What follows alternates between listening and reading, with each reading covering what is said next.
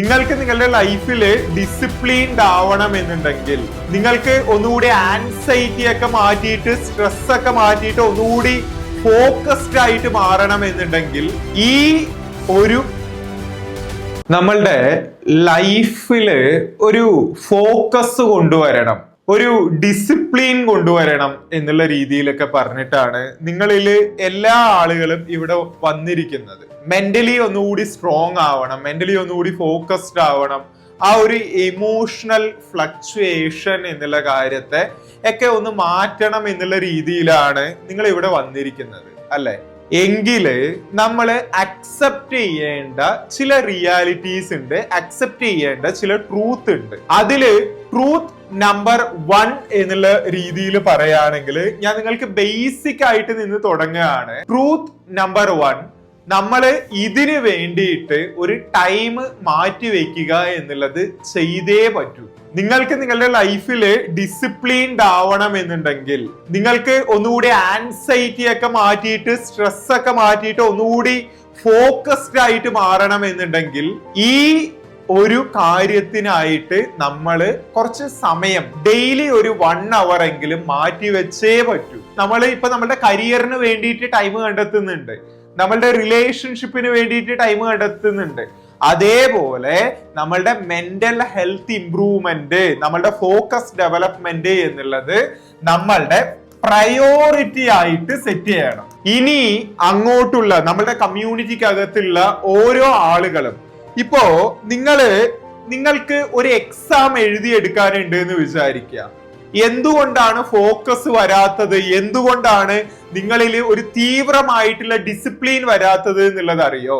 നമ്മളുടെ മുന്നില് നമുക്കൊരു എക്സാം ഉണ്ട്, ആ എക്സാം ക്രാക്ക് ചെയ്യാനായിട്ട് നമുക്കൊരു 50 ദിവസം ഉണ്ട് എന്ന് വിചാരിക്കുക. പക്ഷേ അടുത്ത ഒരു എക്സാം ഉണ്ട്, ആ ഒരു എക്സാമിന് നമ്മളുടെ മുന്നില് ഒരു 3 ദിവസമേ ഉള്ളൂ. നമ്മൾ ആ 50 ദിവസമുള്ള എക്സാമിനെ നമ്മൾ കാണുന്ന രീതിയിലായിരിക്കില്ല ഈ 3 ദിവസം ഉള്ള എക്സാമില് നമ്മൾ കാണിക്കുന്നുണ്ടാവുക. ഈ 3 ദിവസത്തില് ഓരോ ദിവസവും നമ്മൾ അത്രയും യൂട്ടിലൈസ് ചെയ്യുന്നുണ്ടാവും. നിങ്ങളുടെ മുന്നില് നിങ്ങൾ ആർക്കെങ്കിലും എന്തെങ്കിലും കടം കൊടുക്കാനുണ്ട് എന്ന് വിചാരിക്കുക. ആളുകളിൽ നിന്ന് നിങ്ങൾ കുറച്ച് പൈസ കടം മേടിച്ചിട്ടുണ്ട്, ആ പൈസ തിരിച്ചു കൊടുക്കാനായിട്ട് നിങ്ങളുടെ മുന്നിൽ ഒരു 20 ദിവസം തരികയാണ്. ആ 20 ദിവസം തരികയാണ് എന്നുണ്ടെങ്കിൽ നമ്മൾ ഓരോ ദിവസവും മെല്ലെ മെല്ലെ മെല്ലെ എന്നുള്ള രീതിയിൽ പൊയ്ക്കോട്ടെ എന്നുള്ള രീതിയിൽ പറഞ്ഞു വിടും. പക്ഷേ അടുത്ത 2 ദിവസത്തിനുള്ളിൽ നിങ്ങൾ ആ കടം കൊടുക്കണം. അതല്ല എന്നുണ്ടെങ്കിൽ ആ വ്യക്തി നമ്മളുടെ വീട്ടിലേക്ക് കയറി വരും എന്നുള്ള രീതിയിൽ പറയുകയാണെങ്കിലോ, നമ്മൾ ആ 2 ദിവസത്തിനെ എങ്ങനെയായിരിക്കും യൂസ് ചെയ്യുന്നുണ്ടാവുക? അത്രയും ദിവസം മടിയനായിരുന്ന നമ്മൾ തന്നെയല്ലേ എക്സാമിന് 2 ദിവസമേ ഉള്ളൂ എന്ന് പറയുമ്പോൾ അത്രയും ഫോക്കസ്ഡ് ആയി ഇരുന്ന് പഠിച്ചത്? അത്രയും ദിവസം ഉഴപ്പി നടന്നിരുന്ന നമ്മൾ തന്നെയല്ലേ എക്സാമിനും ഇനി ബാക്കിയുള്ള കാര്യങ്ങൾക്കും 2-3 ദിവസവും മാത്രമേ ഉള്ളൂ എന്ന് പറയുമ്പോൾ നമ്മൾ അത്രയും ഡിസിപ്ലിൻഡ് ആയിട്ട് കാര്യങ്ങൾ ചെയ്യണ്ടായിരുന്നത്? നമ്മൾ തന്നെയല്ലേ രാവിലെ നേരത്തെ എഴുന്നേറ്റത്? അതെന്തുകൊണ്ടാ? എക്സാമിന് അത്രേ ദിവസം ഉള്ളൂ എന്നുള്ള രീതിയിൽ പറഞ്ഞു വരുമ്പോഴാണ്. അപ്പോ നമ്മൾ ഇവിടെ മനസ്സിലാക്കേണ്ട പ്രിൻസിപ്പിൾ എന്താണെന്ന് അറിയോ? നമ്മള് ഇവിടെ ആർക്കും ഡിസിപ്ലിൻ പ്രോബ്ലം അല്ല ഉള്ളത്, ഇവിടെ നമുക്ക് ഡെഡ് ലൈൻ പ്രോബ്ലം ആണ് ഉള്ളത്. ഇവിടെ നിങ്ങൾ പറയുന്നില്ലേ എനിക്ക് ഫോക്കസ് ചെയ്യാൻ പറ്റുന്നില്ല, എനിക്ക് ഡിസിപ്ലിൻഡ് ആവാൻ പറ്റുന്നില്ല എന്ന്.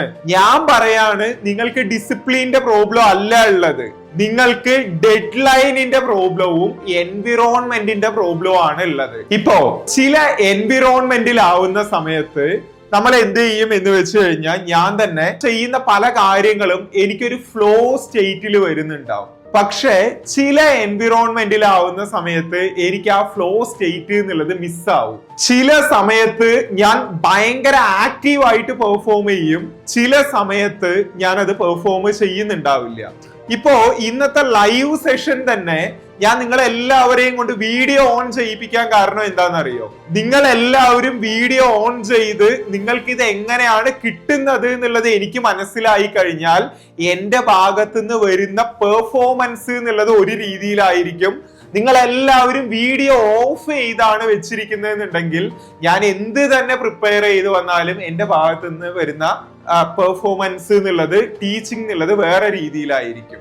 അത്രയും പ്രിപ്പയർ ആയിട്ട് വന്ന എനിക്ക് തന്നെ എൻവിറോൺമെന്റ് എന്നുള്ള ഒരു കാര്യം ബാധിക്കുന്നുണ്ട് എന്നുണ്ടെങ്കിൽ, ഈ ഒരു ടോപ്പിക്കിനെ പറ്റിയിട്ട് കഴിഞ്ഞ 4-5 വർഷമായിട്ട് ക്ലാസ്സുകൾ എടുത്തുകൊണ്ടിരിക്കുന്ന എനിക്ക് തന്നെ നിങ്ങൾ എല്ലാവരും വീഡിയോ ഓഫ് ചെയ്ത് നിങ്ങളുടെ എക്സ്പ്രഷൻസ് എനിക്ക് കാണാൻ പറ്റുന്നില്ല എന്നുണ്ടെങ്കിൽ അത് എന്റെ ഡെലിവറബിളിനെ ബാധിക്കുന്നുണ്ട് എന്നുണ്ടെങ്കിൽ നിങ്ങളെയും ബാധിക്കുന്നുണ്ടാവും. അപ്പോ നമ്മൾ ആദ്യം തന്നെ ബേസിക് ആയിട്ട് കുറച്ച് കാര്യങ്ങൾ നമുക്ക് ആദ്യം മനസ്സിലാക്കാം ബ്രോ.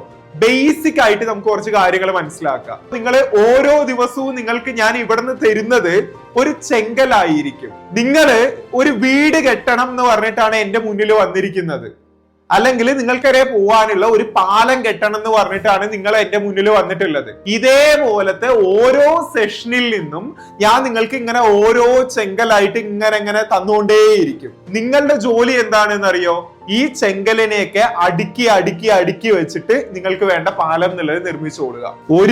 ഏത് മോട്ടിവേഷൻ സ്പീക്കറുടെ ക്ലാസ് പോയി കേട്ടാലും അവരൊരിക്കലും ഒറ്റ സെഷനിൽ നിന്ന് നമുക്ക് വേണ്ട പാലം ഉണ്ടാക്കി തരികയല്ല ചെയ്യുന്നത്. ഒരു ചെങ്കല് തരും. ഇന്നത്തെ ഈ ഒരു സെഷനിൽ നിന്ന് ബ്രോയ്ക്ക് ഒരു ഇൻസൈറ്റ് കിട്ടും. ആ ഇൻസൈറ്റ് അടുത്ത സെഷനിൽ നിന്ന് മറ്റൊരു പുതിയ ഇൻസൈറ്റ് കിട്ടുന്നുണ്ടാവും. ഇതിനെ കളക്ട് ചെയ്ത് ഒന്ന് ഇംപ്ലിമെന്റും കൂടി ചെയ്യുന്ന സമയത്ത് ആ രീതിയിൽ നമുക്ക് വേണ്ട രീതിയിലേക്ക് അത് മാറും. ഡ്രഗ് അഡിക്ഷനിൽ നിന്ന് പ്രോപ്പർ ആയിട്ടുള്ള ഒരു ഡിസിപ്ലിൻഡ് ആയിട്ടുള്ള സെൽഫ് ആയിട്ട് മാറാനായിട്ട് എനിക്കും ഒരു 3 മാസം 4 മാസം എന്നുള്ള രീതിയിൽ എടുത്തിട്ടുണ്ട്. അപ്പോ നമ്മൾ ആദ്യം എന്താണ് കാണിക്കേണ്ടത്? ക്ഷമ, പേഷ്യൻസ്. നിങ്ങൾ ഈ ലൈവ് സെഷൻ ഇന്ന് അറ്റൻഡ് ചെയ്യുന്നുണ്ട്, നാളെ നിങ്ങൾക്ക് ചിലപ്പോ അറ്റൻഡ് ചെയ്യണോ എന്നുള്ള ഒരു ടെൻഡൻസി എന്നുള്ളത് നിങ്ങളുടെ ഉള്ളിൽ ചിലപ്പോൾ ഉണ്ടാവും. നിങ്ങൾ എന്ത് മൂഡിലാണ് എന്നുണ്ടെങ്കിലും ഇത് റെഗുലർ ആയിട്ട് അറ്റൻഡ് ചെയ്യുക എന്നുള്ളത് ഒരു ഹാബിറ്റ് ആക്കി മാറ്റുക. റെഗുലർ ആയിട്ട് അറ്റൻഡ് ചെയ്യുക എന്നുള്ളത്. ഹായ് ബ്രോ, ഇപ്പൊ നിങ്ങൾ കണ്ട ഈ ഒരു വീഡിയോ എന്നുള്ളത് നമ്മളുടെ നോഫാബ് കമ്മ്യൂണിറ്റിക്കകത്ത് ഞാൻ റെഗുലർ ആയിട്ട് നൽകി വരുന്ന ട്രെയിനിങ്ങിന്റെ ഒരു ചെറിയ ഭാഗം മാത്രമാണ്. ഇതുപോലത്തെ ഇൻഡെപ്ത് സെഷൻസ് നമ്മളുടെ നോഫാബ് കമ്മ്യൂണിറ്റിക്കകത്ത് ഞാൻ റെഗുലർ ആയിട്ട് തന്നെ നൽകി വരുന്നുണ്ട്. നിങ്ങൾ സ്വന്തമായിട്ട് എന്ത് തന്നെ പരിശ്രമിച്ചിട്ടും ഈ ഒരു ചലഞ്ചിൽ നിങ്ങൾക്ക് സക്സസ്ഫുൾ ആവാനായിട്ട് പറ്റുന്നില്ല, നിങ്ങളുടെ ആ ഒരു കോൺഫിഡൻസ്, ഫോക്കസ് റീബിൽഡ് ചെയ്യാനായിട്ട് പറ്റുന്നില്ല എന്നുണ്ടെങ്കിൽ നിങ്ങൾക്കും ഈ കമ്മ്യൂണിറ്റിയിൽ ജോയിൻ ചെയ്യാം. ഒരു ട്രാൻസ്ഫോർമേഷൻ എന്നുള്ളത് എനിക്ക് സീരിയസ് ആയിട്ട് വേണം എന്ന് നിങ്ങൾ ആഗ്രഹിക്കുന്നുണ്ടെങ്കിൽ നിങ്ങളുടെ ഫോക്കസ്, കൺസിസ്റ്റൻസി, ഡിസിപ്ലിൻ എന്നുള്ള കാര്യങ്ങളെ റീബിൽഡ് ചെയ്യുന്ന കാര്യത്തിൽ നിങ്ങൾ അത്രയും സീരിയസ് ആണെങ്കിൽ മാത്രം ഡിസ്ക്രിപ്ഷനിലും പിൻ കമന്റിലും ആയിട്ട് നമ്മളുടെ കോൺടാക്ട് ഡീറ്റെയിൽസ് നൽകുന്നുണ്ട്. നമുക്ക് മെസ്സേജ് ചെയ്തേക്കുക.